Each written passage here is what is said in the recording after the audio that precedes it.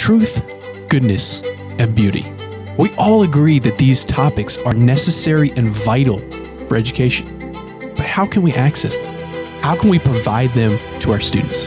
That's what this show is all about. On this season, we're going to sit down with Memoria Press staff, educators, and family to talk about truth, goodness, and beauty in classical Christian education. Welcome to Season 3. We're glad you're here. As always, our show is sponsored by Memoria Press. You can find our curriculum at memoriapress.com. Welcome to Classical Etc., a show from Memoria Press that dives into the philosophy, culture, and heart of classical education. You're in the studio with Shane Saxon. All right, well, welcome to another episode of Classical Etc. I'm sitting with some of my friends, Ian, Tanya, and then a special guest, Leigh, Lowe. And this is the first time we've been able to have you, and I feel like there's something about being a curriculum director and having 5 kids that has made it hard for me to get you seated at this table. So thank you for making some time. Thank you so much. I'm trying to get my 5 children through the curriculum, which causes my absence from this table. So that's understandable. So in today's episode, where we are headed is this is an episode where we're going into the wardrobe, as they say. And we're going to be talking about Chronicles of Narnia and Mere Christianity, because these are books that lie kind of at the heart of what Memoria Press does. There's something specific about the fiction of Lewis, and especially Mere Christianity, and the ideas that he develops there that are really important for us as a company. And Leigh, the first question I would ask is that recently, over the past several months, you have asked the staff of Memoria Press to read the Chronicles of Narnia, of all books, not educational philosophy books, not theories of how to better do this or that. You've asked us to read fiction. What is it about these books that are so important to you, and important not just to you, but for us as a company? Why would you ask us to dive into these? Well, I think these books are just a perfect example of a lot of what we strive to do and be as a company. I think Lewis is obviously a classically minded individual. He's a brilliant man. He is a devout Christian who is mission-driven to spread his faith to the broad world. And I also think that his ethos is so admirable. He comes to his cause with civility, with intelligence, with humility. And I think that that is the thing that makes him so appealing and has made his books so interesting and accessible to so many people. His voice, but also the books themselves are just masterpieces. I mean, they are beautiful, they are true, they are good. They are everything that I think we are trying to exalt as a company. And I think Lewis himself is an individual that we can admire and esteem to emulate as well. Yeah. What about... Listen, that all sounds great. But I think she made us read them because I told her I didn't like fantasy fiction. Which is important. That was an important reason, because I think that fantasy literature, children's literature, is so important. And I think that getting people to think in a metaphysical way is such an important part of education and part of the education that we are putting forth. And so I want you to love fantasy. I want you to love things that are unseen. And so I'm trying to train you. I'm coming along. Leigh has trained me. Yes. So Leigh, is that the same reason why you've chosen for us to read the Chronicles of Narnia and not the Space Trilogy or Till We Have Faces or something like that? Well, I think that that's part of the humility in classical education. I mean, I think if we're honest about what we're doing, we can come to it as an amateur, as Lewis himself did in producing Mere Christianity. I mean, that's what he says at the very, beginning of the book, is that he comes to it as amateurs because he knows that there is always more to learn. And that really is the essence of classical education is, we are trying to recognize what we don't know. It's Socratic wisdom. And so I think that we start at the beginning. We start with our children. We start with the books that we want our children to learn. And in those books, there is so much goodness and consistency. And, I think that we shouldn't take for granted the books that we are giving our children as a foundation so that we also ourselves can continue that pursuit of education. Sure. So Ian, you're like me in that we've come to the house that is Memoria Press as visitors, but have found a home, whereas we didn't build the house like Leigh. What have you found during being a part of these book discussions that has resonated with you, and do you think is an extension of our spirit as Memoria Press? Yeah, first of all, I didn't need to be convinced of loving fantasy. I come from a family that loves fantasy, and so I myself have loved fantasy for so long. And the Chronicles of Narnia have been a story that we've told each other. We've watched. I mean, we've watched the BBC version. We've gone to plays, and so we love these stories. And what I found is that Memoria Press is a very ecumenical place. It's a place where a lot of us, we come from different traditions, but we can come together and we can come around a certain key things. Mere Christianity. What are the facts of the faith that we have to believe? And that's what Lewis is doing throughout the Chronicles of Narnia, is he's teaching children the most important facts of Christianity. These are what must be believed. And even in our diversity of views on other things, we can work together, and we can work together in a common mission to spread this kind of thinking to our students and to anybody else who's willing to listen. Yeah, before we sat down, Leigh, you mentioned that connection about the ecumenical spirit of Mere Christianity and the Chronicles of Narnia. What is it that resonates with you about C.S. Lewis's vision and Memoria Press's mission? Well, I think that, again, in Lewis's humility, he says that he is not shying away from his beliefs, but he is, bringing people to a great hall, connected to many doors, and he has a lot of patience and just understanding for people who are traveling that hall. And he says that different doors might be selected, but our mission is to pray for everyone in the hall, and he just wants to get everyone in the hall. And I think that is the way we view classical Christian education. We understand that everyone's not going to do it exactly the same way, but we think that it is good. And to exalt those things, truth, beauty, and goodness, we just want to get everyone in the hall. And then we understand that there are going to be unique differences in individual families and individual schools, but we want to exalt the first things. So Tanya, it's well documented on this show and elsewhere that you're not a huge fan of fantasy, but you have expressed some appreciation for these books.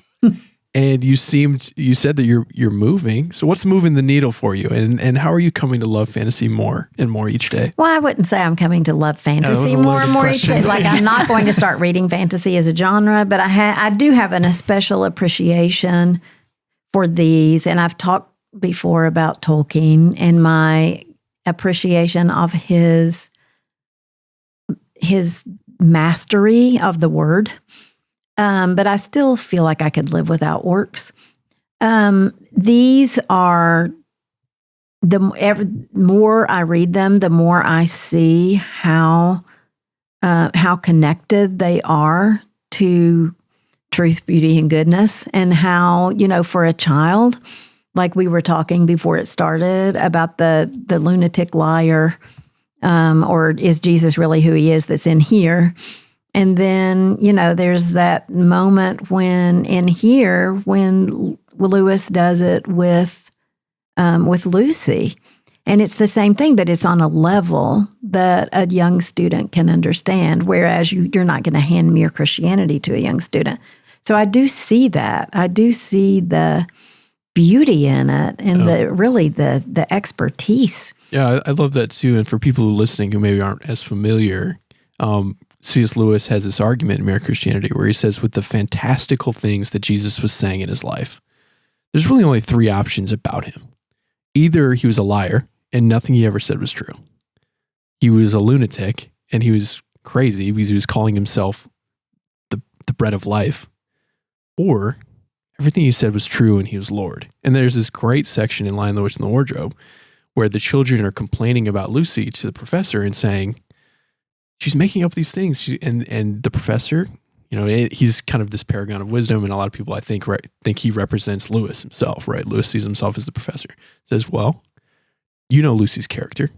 Either she's a liar, she's a lunatic or she's telling the truth. And it's just like a really clever way that he kind of plants that seed of that apologetic argument. Yes, that then eventually they will see in Mere Christianity. Mm-hmm. Right. So it all just connects so well for students. And they all, by the time they would be able to read that. Now, my husband read these to my children when they were quite young. But then when they did it again in school, they were at the point where they could see all of the allegory and really recognize it and appreciate it on a level that they couldn't just if it weren't fantasy, right?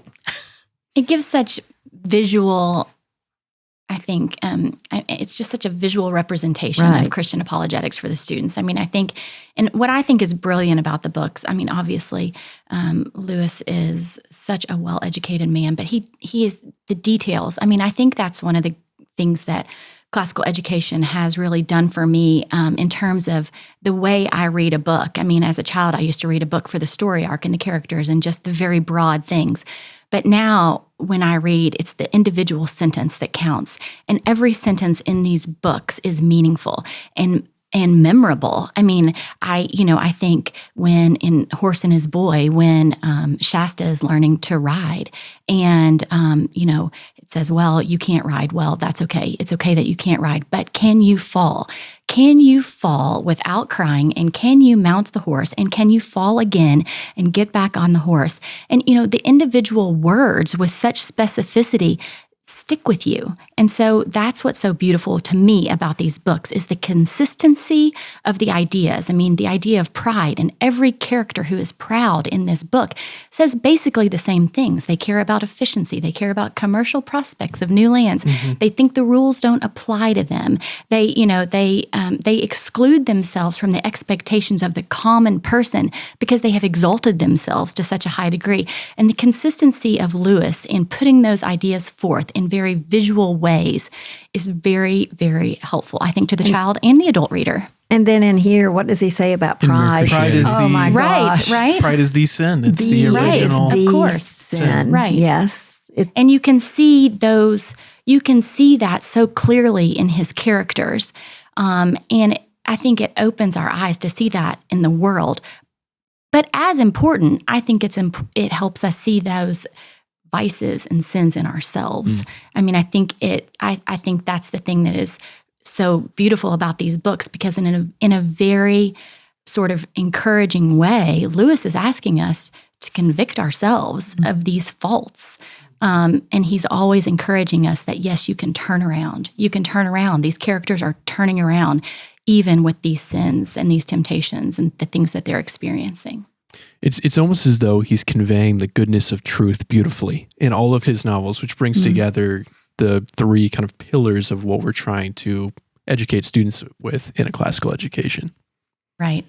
They really are brilliant. I mean, they really are. Another thing that he talks about, which always I think about classical education in some of his villains, who aren't always villains throughout the entire series, but some of the characters with bad traits, he talks about their pursuit of practicality. And he'll say explicitly, they're so practically minded. I mean, the fisherman father in Horse and His Boy, right? He didn't know what was in the northern lands, and he didn't care. He didn't have wonder. And, when Uncle Andrew goes into the new lands, he pursues the commercial viability. And so they're looking for the materialistic things. And so Lewis repeatedly shows us that practicality as opposed to beauty, even in the way they speak in the different worlds. I mean, in some of the worlds they speak with maxims, in some of the worlds they speak with poetry. And so consistently, Lewis is pointing us, I think, in the direction of our education if we are alert to those things. That's another thing that stood out to me most recently in reading Lion, the Witch, and the Wardrobe is the consistency of these themes. One that's always stood out to me is there's this great book by a guy named Joe Rigney about understanding some of the virtue in the Chronicles of Narnia. And he talks about King Loon, I believe is his name, in Horse and His Boy, who is first in, last out, laughing loudest. And it's just a great statement for what a person should be. But you have that same first in, last out idea Aslan tells Peter in The Lion, the Witch, and the Wardrobe. And that just these different themes do kind of crop up over and over again, which leads me to a question. it's hotly debated what order you should read these books in. There's the publication order, Right. starts with The Lion, the Witch, and the Wardrobe. Then there's a chronological order, with the one that most people are familiar with. Reading recently Magician's Nephew and The Lion, the Witch, and the Wardrobe, it struck me that there were some things in Lion, the Witch, and the Wardrobe that didn't seem to premeditate the Magician's Nephew. It's, even with the way he describes the queen later on. So that made me think maybe there is some justification for the publication order. Ian, do you have a strong opinion on this? I do not have a strong opinion. I probably grew up knowing The Lion, the Witch, and the Wardrobe first. So I kind of by default have gone in the publication order, though I've read it in the chronological order. I mean, it's one of those things. It's kind of like Star Wars. Do you begin in 4, 5, and 6, and then go to 1, 2, and 3? And there is something classical about that in media res, beginning in the middle of things, in the middle of the story. But I'm interested to hear what you guys have to say and see if I can Tanya, you have an opinion? piggyback off that. I really didn't have an opinion, but when I was looking back through The Magician's Nephew to refamiliarize myself with that particular story, when I got back to the end, and there's just this sudden awakening, like, oh, this is the professor, and this is where the wardrobe came from. That was like an aha moment, I think. So you would lose that if you don't know the significance of the wardrobe if you read The Magician's Nephew first. So, but I think you can go either way, I think, and not be wrong. You'd also lose, the White Queen is just the mystery around her character, and Edmund's false beliefs become very apparent in Lion, the Witch, and the Wardrobe, but you lose some of that drama if you don't connect her to Queen Jadis. I'm a real big, I'm not a fan of prequels. I like to read books in order. I like to read authors in the order that they, like if I read Evelyn Waugh, I like to start at the beginning and just watch the author either become better or worse. And so here, ideally in my head, I would want The Magician's Nephew to be first. And I noticed they put it first. The publisher puts it first on the spine. I didn't realize that till I looked at your spines. No. So I don't know. Leigh, what do you think? I don't know either. I don't. I just think read the books. Just read them. Just read them. Read them again and again and again. So, I think they are all so valuable, and I do not have a strong preference. That is not a battle that I would take on. But it's up to our teachers. So we do The Lion, the Witch, and the Wardrobe in our curriculum. We never do The Magician's Nephew in the curriculum, but the third grade teachers do have the option of reading it to the students as a read aloud. And some of them say absolutely not, that they need to read The Lion, the Witch, and the Wardrobe first. And others think it's a nice. So, it really is just, it's not going to ruin the experience either way. So if you have a strong preference, that's fine. Go with it. So we have specifically chosen Lion, the Witch, and the Wardrobe to be in our curriculum. And then we've written recently guides for The Magician's Nephew. Are there plans for more for the rest of the series? We would love always to do more. I would love to complete the series. I would love to complete the Tolkien series. It's just a matter of time. So then take me back when Mrs. Lowe, Leigh, Tanya, when you were deciding that Lion, the Witch, and the Wardrobe would be, we haven't chosen a lot of books to be required reading for our students. So each one of these have been elevated to a pretty high level of importance. Do you guys remember those conversations about why you put it into the curriculum, and what were the reasons it was chosen and not others?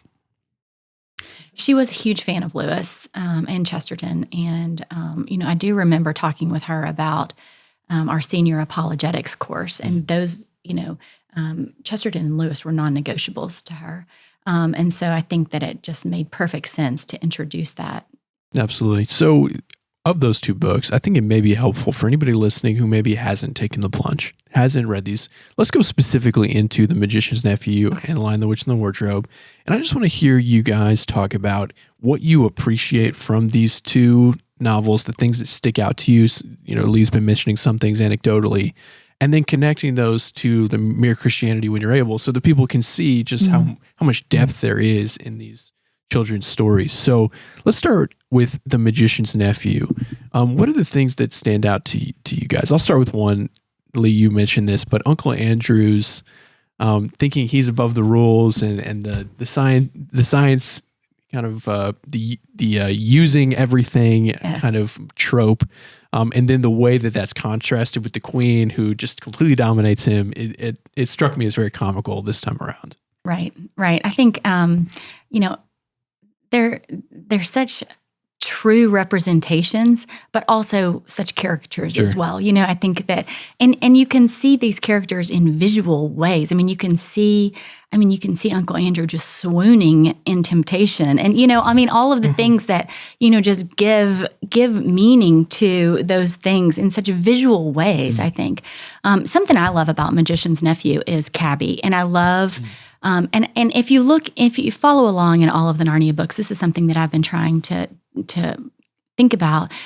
You can see every time Aslan speaks, his words are so important, and he says things with such concision and such truth and beauty. And so I think that's something really to pay attention to every time Aslan speaks, but also his instructions to his leaders. I mean, he is showing his people how to be noble sons and daughters of kings. That's a very common idea that a lot of very smart people have talked about. I can give you lists, but Aslan he is instructing his children how to be good.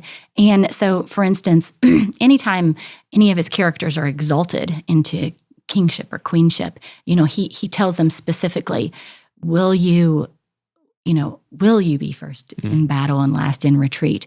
Will you treat your people with justice and mercy? Will you be kind and forgiving?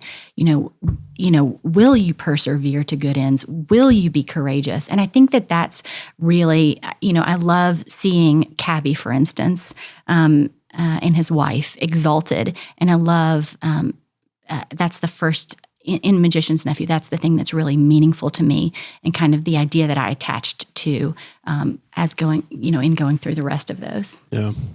Can I piggyback off of that? Yeah, because I think that's one of my favorite themes throughout Narnia as well. The exaltation of the human, of the individual, that Lewis portrays through Aslan, who is the Christ figure, who exalts us. And so I love to watch as these people, this Cockney Cabby, who doesn't even sound educated, but yet is full of mercy, courage, and tenderness. He becomes the first king of Narnia. He's the one that Aslan exalts. And Aslan's doing the same thing with the animals. He takes some from the animals and exalts them and makes them talking animals. Mm-hmm. Aslan always makes us who we are. And in The Magician's Nephew, he even gives to the talking animals, he says, I give you yourself. Mm.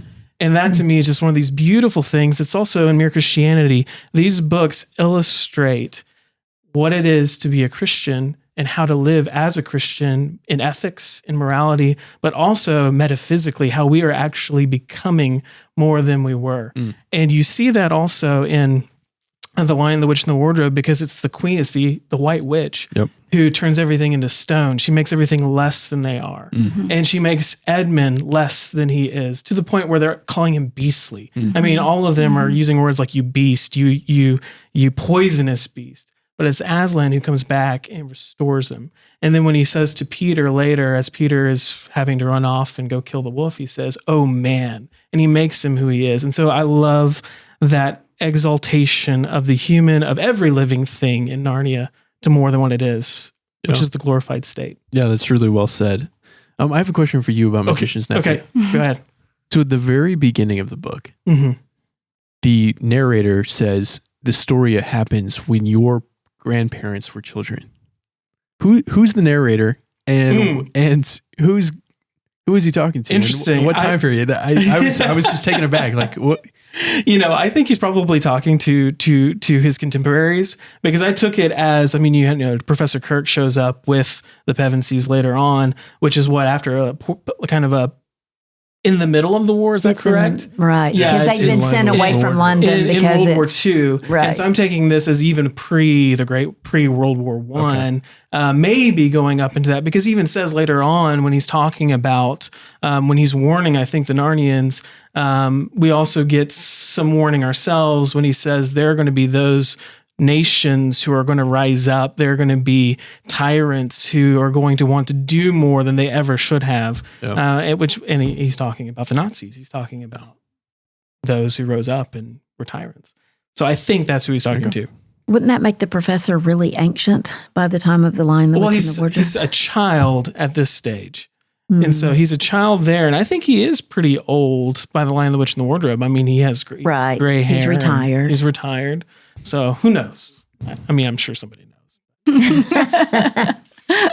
Tanya, what about you? What stands out to you about The Magician's Nephew?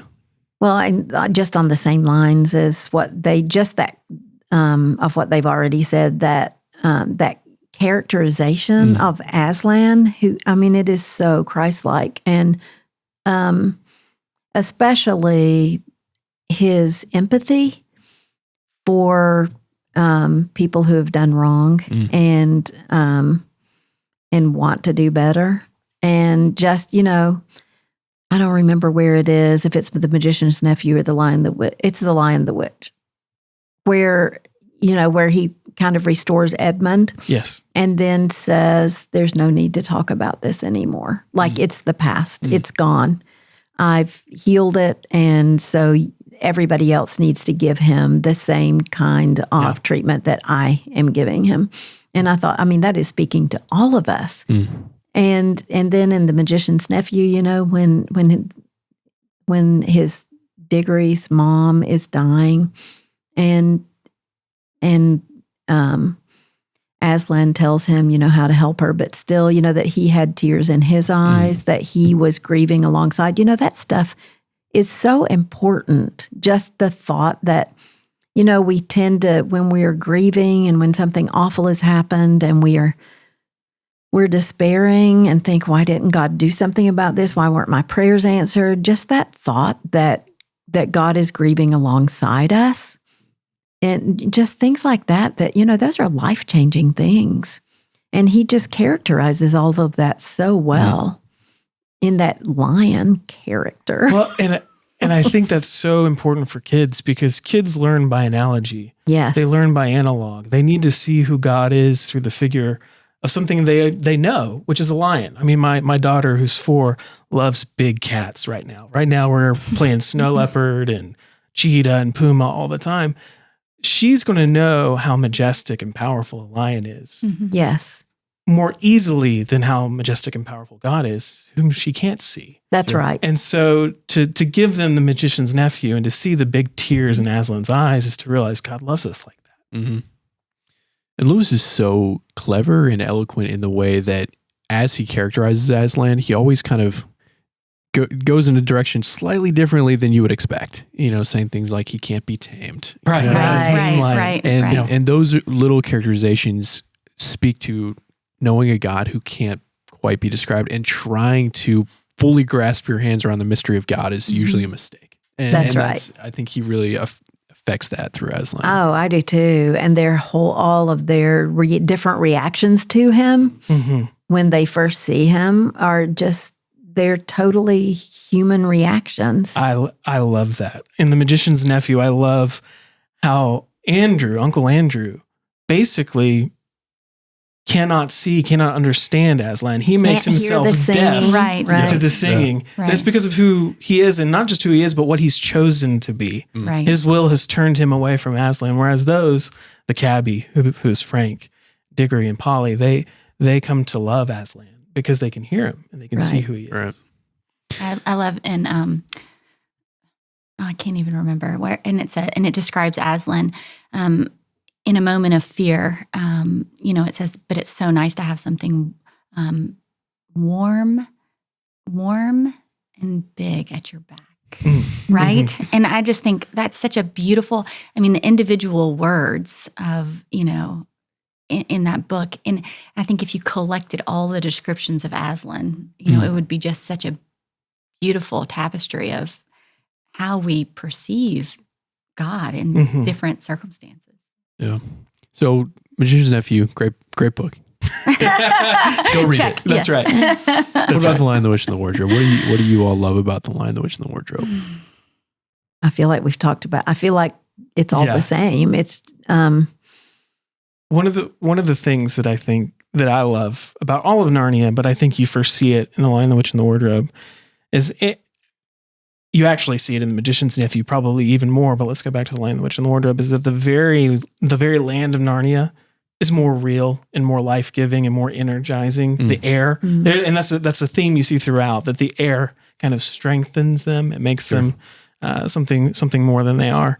And I love seeing that in The Lion, the Witch, and the Wardrobe. How they, like I said, become exalted, but also become more. I mean, Edmund becomes Edmund the Just. I mean, how powerful is that? That the traitor, the treacherous one, becomes the just.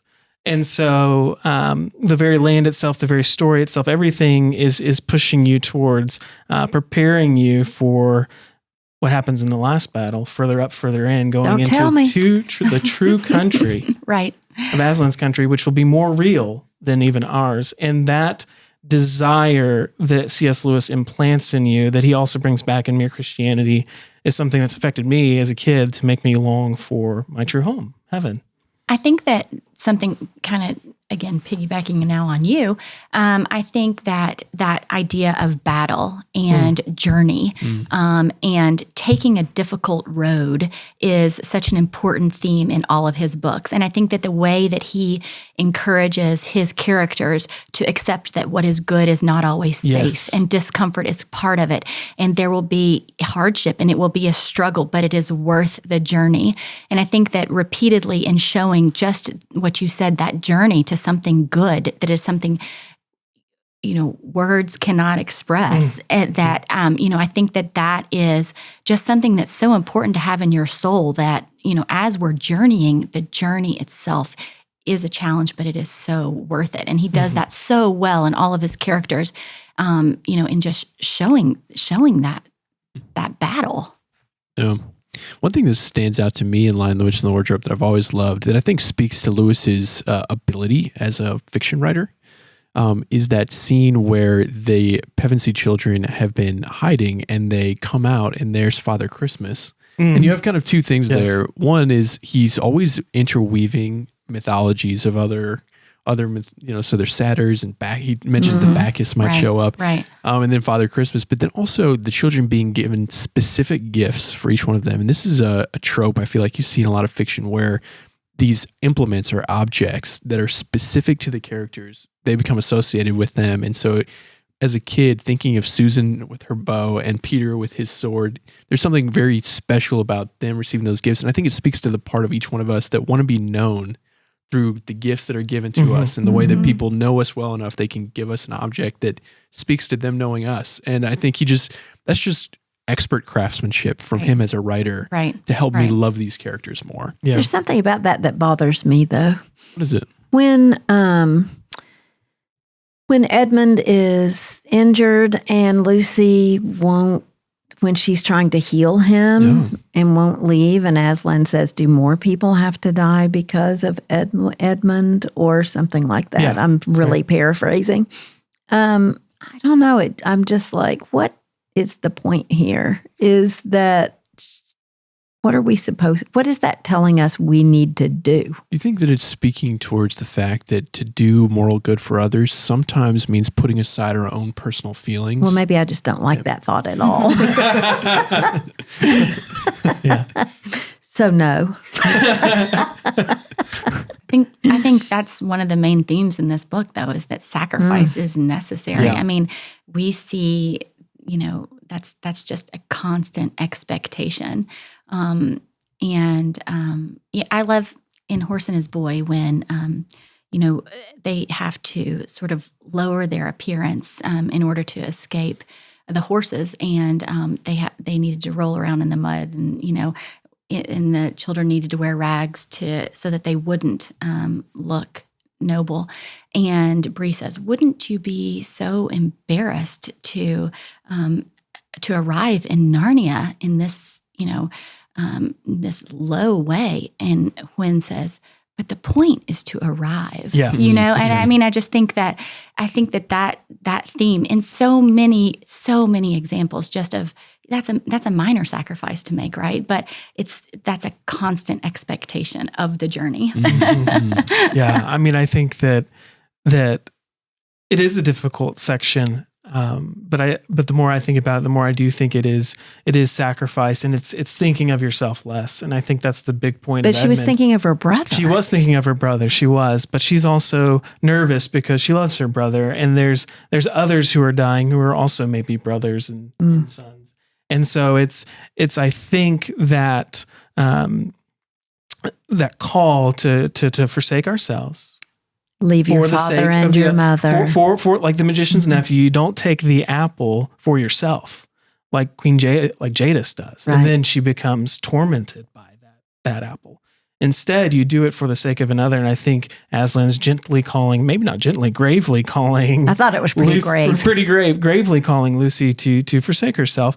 And that's also the story of Edmund. Edmund is all in on the White Witch, until he realizes that she doesn't offer him anything. She just offers him stone and iron bowls of crusty bread. And yet when he sees her turn the foxes and I think the mice into stone, Lewis says it's the first time he started thinking of somebody other than himself. Feeling sorry for somebody other than himself. Mm-hmm. And that's the key, is that you've got to get over yourself. Right. Lewis says in all of his books, I mean, it's not about thinking less of yourself. It's about thinking of yourself not at all. Yeah, I mean, just forgetting yourself. And which so, it is. It's a radical notion. And so to introduce students to that, I think is, beautiful. But it's just his apologetics just woven so beautifully into these stories. Can't think of any better reason why everyone should read these books and study them when they're kids. Well, thank you guys for this conversation. It's been really enjoyable. Thank you, Shane. Thank you. Thank you for listening to this episode of Classical Etc. If you enjoyed this conversation, please consider liking this video. If you want to join the conversation, then you can comment below, and if you want to stay connected, please subscribe to our channel. I hope you enjoyed this show, and we'll see you next time.